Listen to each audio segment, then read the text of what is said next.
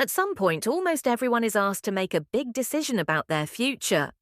What are you going to study? What kind of work will you do? And often it doesn't feel like a quiet personal choice, even though it's your decision to make. Instead, it can feel like many opinions arrive all at once, each telling you what you should do with your future. If you feel unsure, confused, or pulled in different directions, that doesn't mean you're weak. It means you're human, and that you understand how important this decision feels. Most pressure doesn't come from bad intentions. Families often want stability based on what worked in their time. Teachers and advisors may rely on familiar, well-defined paths. Friends often follow trends or the influence of their peer group. Social media shows simplified success stories, leaving out the struggle behind them. And for girls and young women, these conversations are still shaped by expectations about what women should study or do. Not all advice is bad, but not all advice fits you. Helpful advice gives information, supports exploration, and respects your interests. Pressure limits, discourages, and pushes you into safe boxes. If you're not sure whether to trust advice, try a simple test. If it makes you feel curious, better informed and supported, it's probably helpful.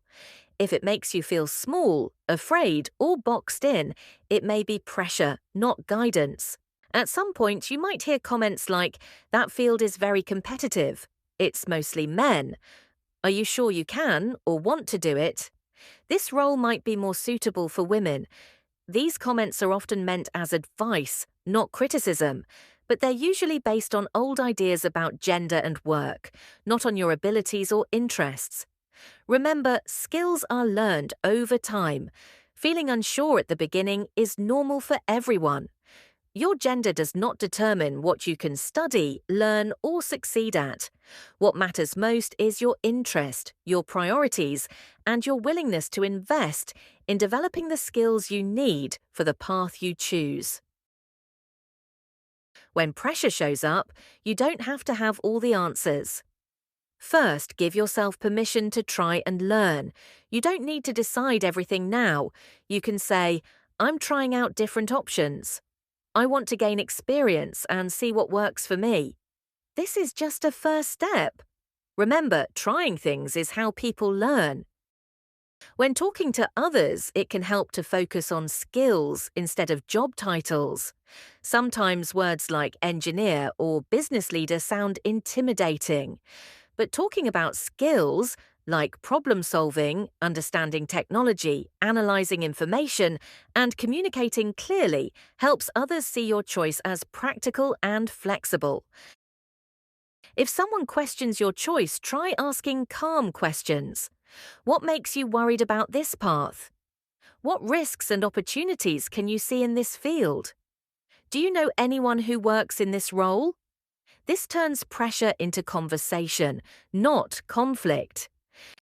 When opinions get loud, return to your own reasons. Ask yourself, what problems do I care about? What kind of work makes me curious?